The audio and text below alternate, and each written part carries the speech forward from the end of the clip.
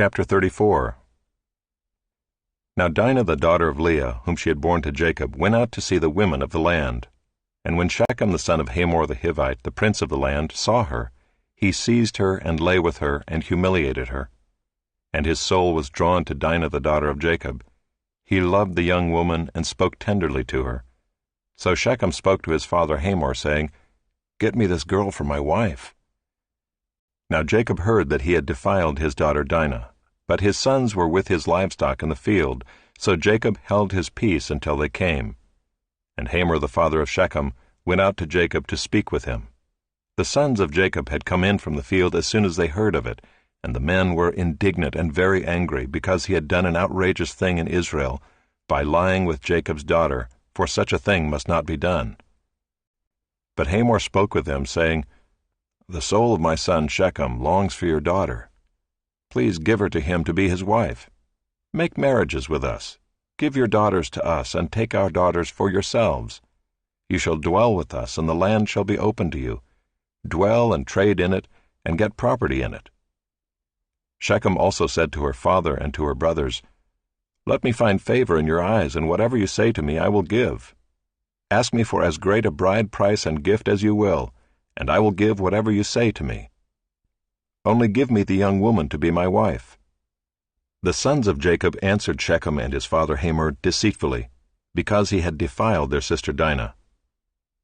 They said to them, "We cannot do this thing to give our sister to one who is uncircumcised, for that would be a disgrace to us. Only on this condition will we agree with you, that you will become as we are by every male among you being circumcised. Then we will give our daughters to you, and we will take your daughters to ourselves, and we will dwell with you and become one people. But if you will not listen to us and be circumcised, then we will take our daughter and we will be gone." Their words pleased Hamor and Hamor's son Shechem, and the young man did not delay to do the thing, because he delighted in Jacob's daughter. Now he was the most honored of all his father's house. So Hamor and his son Shechem came to the gate of their city, and spoke to the men of their city, saying, "These men are at peace with us. Let them dwell in the land and trade in it, for behold, the land is large enough for them. Let us take their daughters as wives, and let us give them our daughters.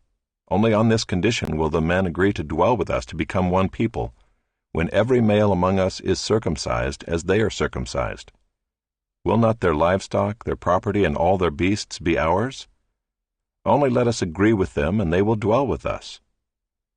And all who went out of the gate of his city listened to Hamor and his son Shechem, and every male was circumcised, all who went out of the gate of his city.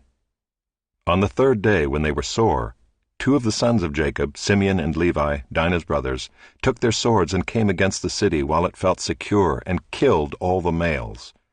They killed Hamor and his son Shechem with the sword, and took Dinah out of Shechem's house and went away. The sons of Jacob came upon the slain and plundered the city, because they had defiled their sister. They took their flocks and their herds, their donkeys, and whatever was in the city and in the field, all their wealth, all their little ones and their wives, all that was in the houses they captured and plundered. Then Jacob said to Simeon and Levi, "You have brought trouble on me by making me stink to the inhabitants of the land, the Canaanites and the Perizzites. My numbers are few, and if they gather themselves against me and attack me, I shall be destroyed, both I and my household." But they said, "Should he treat our sister like a prostitute?"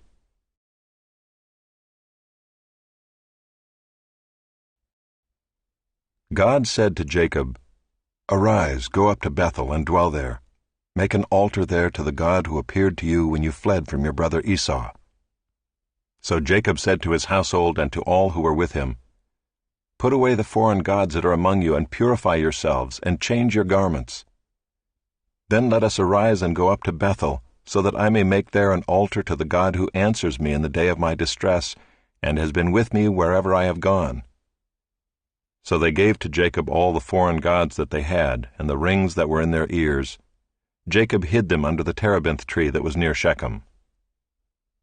And as they journeyed, a terror from God fell upon the cities that were around them, so that they did not pursue the sons of Jacob. And Jacob came to Luz, that is Bethel, which is in the land of Canaan, he and all the people who were with him, and there he built an altar and called the place El-Bethel, because there God had revealed himself to him when he fled from his brother. And Deborah, Rebekah's nurse, died, and she was buried under an oak below Bethel. So he called its name Allon-Bacuth. God appeared to Jacob again when he came to Paddan Aram, and blessed him. And God said to him, "Your name is Jacob. No longer shall your name be called Jacob, but Israel shall be your name." So he called his name Israel. And God said to him, "I am God Almighty. Be fruitful and multiply. A nation and a company of nations shall come from you, and kings shall come from your own body. The land that I gave to Abraham and Isaac I will give to you, and I will give the land to your offspring after you." Then God went up from him in the place where he had spoken with him, and Jacob set up a pillar in the place where he had spoken with him, a pillar of stone.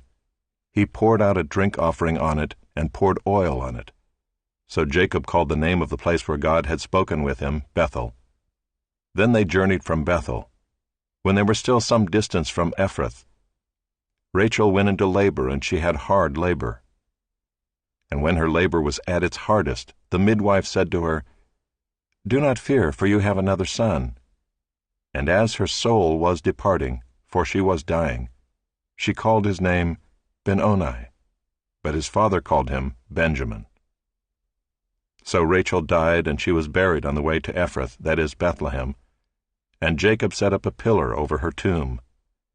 It is the pillar of Rachel's tomb, which is there to this day. Israel journeyed on and pitched his tent beyond the tower of Eder. While Israel lived in that land, Reuben went and lay with Bilhah, his father's concubine, and Israel heard of it. Now the sons of Jacob were 12. The sons of Leah, Reuben, Jacob's firstborn, Simeon, Levi, Judah, Issachar, and Zebulun. The sons of Rachel, Joseph and Benjamin. The sons of Bilhah, Rachel's servant, Dan and Naphtali. The sons of Zilpah, Leah's servant, Gad and Asher. These were the sons of Jacob who were born to him in Paddan Aram. And Jacob came to his father Isaac at Mamre, or Kiriath Arba, that is Hebron, where Abraham and Isaac had sojourned.